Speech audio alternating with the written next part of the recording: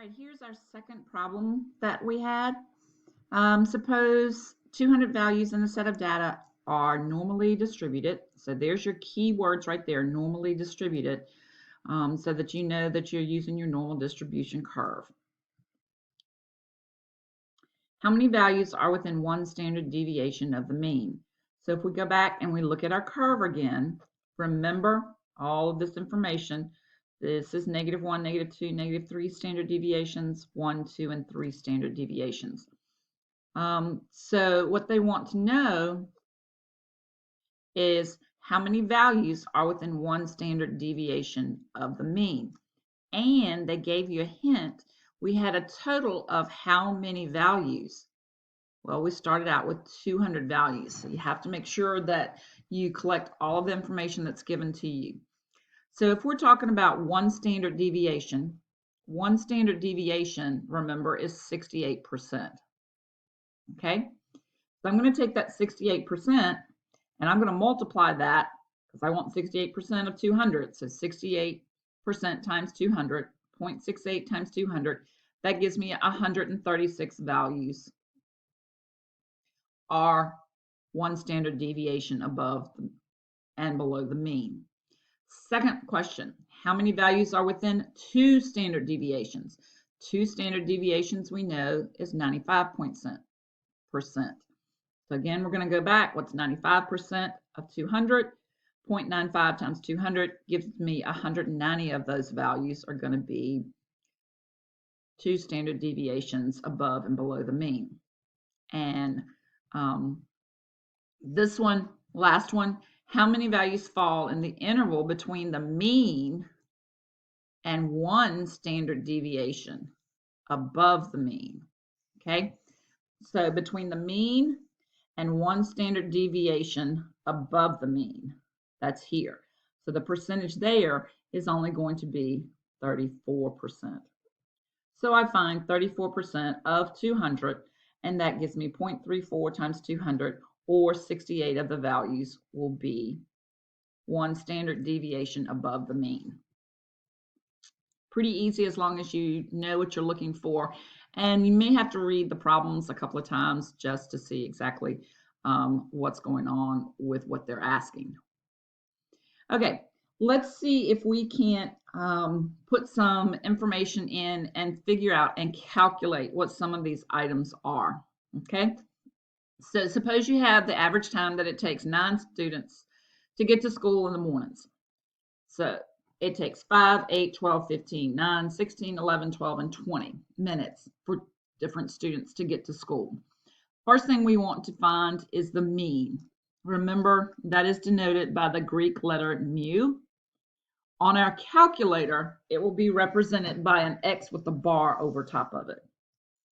Then we're going to find the standard deviation of this set of data, and that is sigma. On our calculator, it's going to be sigma X. So first thing we're going to do these in the calculator. So to go to our calculator, first thing we have to find is we're going to go to Stat, and we're going to Edit. We're going to put all 9 of those pieces of information into our calculator. Once we have those in our calculator, we're going to go back to Stat. We're going to go over to Calc, and we're going to choose the first one variable stats. So we're going to hit Enter. Our information is in list 1, so we continue to hit Enter until we get Calculate. So what I'm looking for, remember, the mean I said was X bar. So I'm going to go back, and I'm going to plug in the mean for this bit of information is 12. So if I add all of these 9 pieces of data up and divide by 9, I get 12. Now looking back at my calculator, I'm looking for my standard deviation. Remember, I said it's going to be sigma X on the calculator because we actually have a couple of different ones. So this is the one that we're looking for right here. Okay, and so I'm going to round this. I'm going to say that our standard deviation is 4.3. So if I put this down, 4.3 is going to be my standard deviation. Let's go back. Excuse me. let's plug in all of this information that I have. So what I'm going to look at is my mean. I can put that down. That's going to be 12. Let me move this up just a little bit. There we go. All right, so my mean is 12. And when I look at all of my numbers so that I know what my positive standard deviations are going to be, I'm going to take 12 and I'm going to add 4.3 to it. And that's going to give me plus 1 standard deviation is 16.3 plus 4.3 gives me 20.6 plus 4.3 gives me 24.9. So that's my 1, 2, and 3 standard deviations above. Now, to get my minus 1 standard deviation, I'm going to take 12 and I'm going to subtract 4.3 from it, and that's going to give me 7.7. That's going to be my minus 1. I subtract 4.3 from 7.7, that gives me 3.4.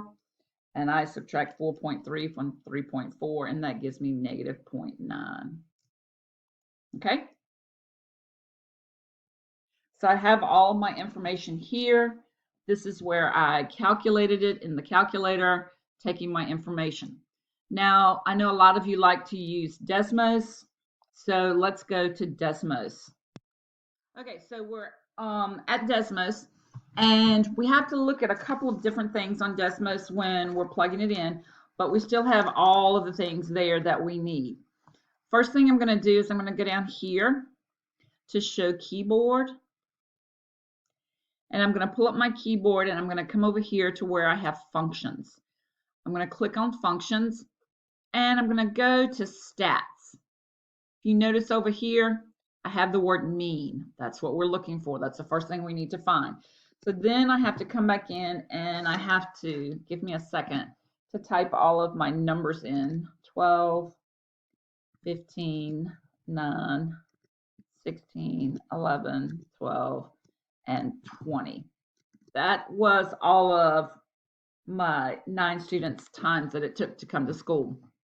If you notice down here, it tells you that's the same thing that we got when we plugged it into the calculator. See, I got my 12. All right, so the next thing we're going to find is our standard deviation. So we're going to come back over here to functions under stats. And the first one I see is this one. This is not the one that I want. I want the standard deviation with the P behind it. So I'm going to click on that. That brings up a parentheses. So I'm going to come back up here and see if I can't highlight all of my numbers just because I'm lazy. And let's see if it'll let me paste them in there. It did. Pasted them in there nice. And look, that's the same number that we came up with on our calculator. So remember, I rounded it to 4.3. That's the same thing that I had here. Okay. One other thing that you can do on Desmos that makes it a lot easier for you to see, and if I were in class, I'd be having you draw a lot of these for me. So I'm going to go back to functions. I'm going to go over to distribute and look for my visualization.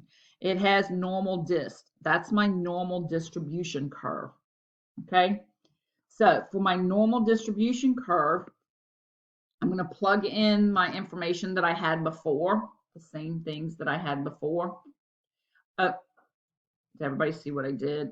I messed up on that one. Let's take this one out. Functions, normal distribution. Ugh. Only because I'm recording, I guess. Functions, normal distribution. And if you mess up, it'll give you that little error message like it did for me. But let's look. It wants it written as the mean comma standard deviation. Well, my mean for my group of data was 12, comma, and my standard deviation was this 4.3 something. So I'm going to put that in, and that gives me my curve. Now, if you don't see your curve, there might be a little magnifying glass down here. Click on the magnifying glass and it'll zoom right to your picture. So there you go. There's my normal distribution curve, and it's drawn out nice for me.